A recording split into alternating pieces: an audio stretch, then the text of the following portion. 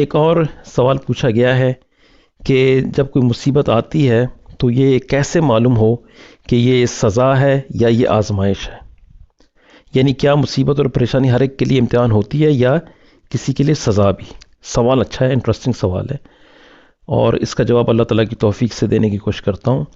یہ پوائنٹ یاد رکھیں کہ کتاب و سنت میں مصیبتوں اور پریشانیوں کے دو براہ راست اسباب ہیں۔ ایک تو انسان کی طرف سے کیے جانے والے گناہ، اور دوسرا نافرمانیاں، چاہے یہ گناہ کفر کی حد تک ہوں یا پھر عام گناہوں یا گناہ کبیرہ سے تعلق رکھتے ہوں۔ چنانچہ جزا اور فوری سزا کے طور پہ اللہ تعالیٰ کی طرف سے گناہ گار شخص کو مصیبت میں مبتلا کر دیا جاتا ہے، اور اس کی دلیل سورۃ النساء کی آیت نمبر 79 ہے، جس میں فرمایا کہ وما اصابک من سیئۃ فمن نفسک، آپ کو کوئی بھی نقصان پہنچے تو یہ آپ کی اپنی وجہ سے ہے۔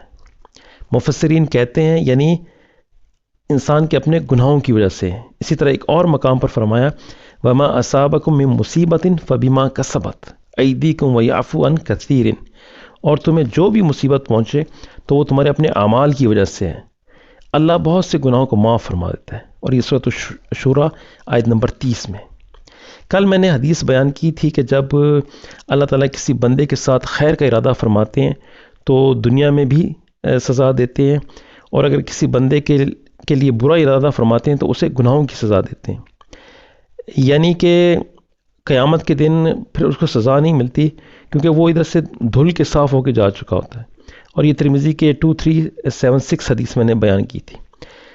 دوسرا سبب یہ ہوتا ہے کہ اللہ اپنے صابر اور مومن بندے کے درجات بلند کرنا چاہتے ہیں، تاکہ وہ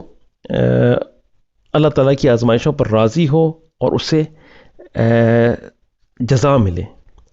نتیجے میں اللہ اسے آخرت میں صابرین کے اجر سے نواز دے اور اپنے ہاں اسے کامیاب لوگوں میں لکھ دے۔ اور یہ بات طے ہے کہ انبیاء کرام اور نیک لوگوں کو بھی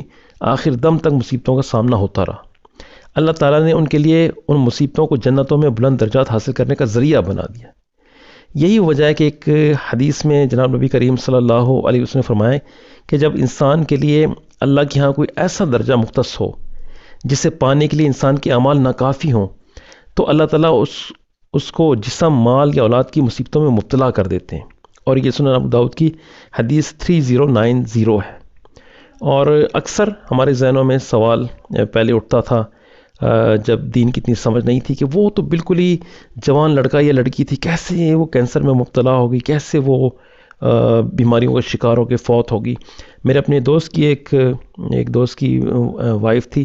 بہت ینگ، بہت جوان اور بہت ہی حسن اخلاق والی سگڑ، اس کو کینسر ہوا اور وہ میرا خیال ہے کہ 22-23 سال کی عمر میں فوت ہوگی۔ ذہن میں سوال اٹھتے تھے کہ اس بچی کا کیا اتنے گناہ تھے کہ اس کو یہ، تو ہمیں بعد میں پتہ چلا کہ یہ گناہ وغیرہ کی وجہ تو چھوڑ دیں، اللہ تعالیٰ اپنے بندے کے درجات بلند کرنا چاہتے ہیں، لیکن وہ بندہ اس کرائٹیریا کو میٹ نہیں کر رہا ہوتا، یعنی کہ وہ اس تک پہنچ نہیں رہا ہوتا،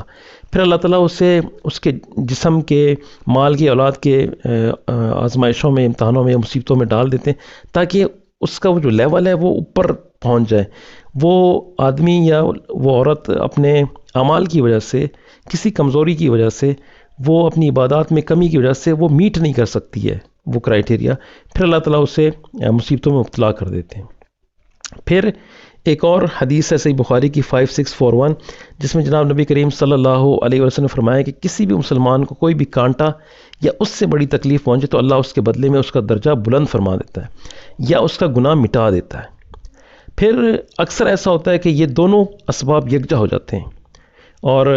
ان کی مثالیں بھی ہمارے سامنے ہیں کہ جیسے، اور ان اسباب کے ملنے سے پھر عام طور پہ یہ بھی دیکھنے میں آئے کہ جس کو کسی مصیبت میں مبتلا اللہ تعالیٰ فرماتے ہیں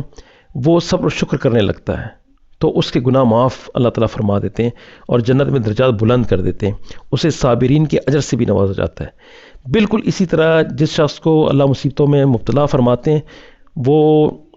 جنت میں اپنے لیے مختص درجے تک پہنچ سکے اور وہ اس کرائٹیریا کو میٹ کر سکے تو اس کو بھی مصیبتوں میں ڈال دیا جاتا ہے اور وہ صبر و شکر کرتا ہے، پھر اس کے بھی گزشتہ گناہ معاف کر دیے جاتے ہیں۔ اچھا، اب اس مصیبت کو دنیاوی سزا شمار کر لیا جاتا ہے، لیکن آخرت میں اسے مزید سزا نہیں ملے گی. جیسا کہ کچھ انبیاء کرام کے ساتھ بھی ہم پڑھتے آئے ہیں کہ آدم علیہ السلام کے ساتھ جب ان سے غلطی ہو گئی تو ان کو زمین پہ بھیج دیا گیا. حضرت یونس علیہ السلام سے غلطی تو مچھلی کے پیٹ میں رکھا گیا. تو ان کے درجات اس لیے بلند فرمائے کہ انہوں نے اپنی غلطی کو تسلیم کیا اور ان پر صبر کیا جو ان کے ساتھ معاملہ پیش آیا، اور اللہ سے ثواب کی امید رکھی. چنانچہ ان کی یہ مصیبت ان کے لیے گناہوں کے کفارے کا یا غلطی کے کفارے کا، گناہوں کے نہیں بلکہ غلطی کے کفارے کا باعث بن گئی. اور کچھ لوگ ایسے ہیں کہ جب ان پہ مصیبت آتی ہے، مشکل آتی ہے، وہ گلہ شکوہ شروع کر دیتے ہیں، اللہ تعالیٰ سے ناراض ہو جاتے ہیں. ایسے شخص کا پھر درجات بلند ہونے کے بجائے یہ اس کے لیے آزمائش سزا بن جاتی ہے، الٹا اس پہ اللہ تعالیٰ کا غضب نازل ہوتا ہے. اگر مصیبت زدہ شخص کافر ہو تو ایسی صورت میں اس کی آزمائش بلندی درجات کے لیے نہیں ہو سکتی، کیونکہ قیامت کے دن کافر کی نیکیوں کا اللہ کے ہاں کوئی وزن نہیں ہوگا. لیکن اس مصیبت کی وجہ سے دیگر لوگوں کو نصیحت ہو سکتی ہے، عبرت ہو سکتی ہے کہ وہ مصیبت زدہ کافر کو خود دیکھ لیں اور دیکھ لیں کہ اس کے اعمال کی وجہ سے یہ حال اس کے ساتھ ہوا ہے. بعض اوقات کافر کے اوپر جو مصیبت آتی ہے، دنیاوی جو مصائب آتے ہیں، وہ اس کے عذاب کا حصہ ہوتا ہے، جبکہ آخرت میں ملنے والا عذاب اس کے علاوہ ہوگا. یعنی کہ کچھ تو اس کو دنیا میں عذاب مل جاتا ہے. اچھا، کچھ نیک لوگوں کا یہ بھی کہنا ہے کہ مصیبتیں آنے پر بے صبری کا مظاہرہ کرنا اور لوگوں کے سامنے شکوے شکایت کرنا، یہ درجات کی بلندی نہیں ہوگی بلکہ یہ سزا ہوگی. اگر کوئی مصیبتوں کے آنے پہ گلہ شکوہ کرتا ہے، بے صبری کا مظاہرہ کرتا ہے، تو یہ پھر اس کے لیے سزا ہے. اور ایک اور بھی بزرگ فرمایا کرتے تھے کہ اگر مصیبت کے آنے پہ آپ کا دھیان، آپ کا رجوع اللہ کی طرف ہو جائے تو یہ آپ کے لیے درجات کی بلندی کا ذریعہ اور یہ آپ کے لیے امتحان ہے. اور اگر آپ کے اوپر مصیبت آئی اور دھیان آپ کا مخلوق کی طرف چلا گیا، گلہ شکوہ پیدا ہو گیا، تو تب یہ آپ کے لیے سزا ہے. امید ہے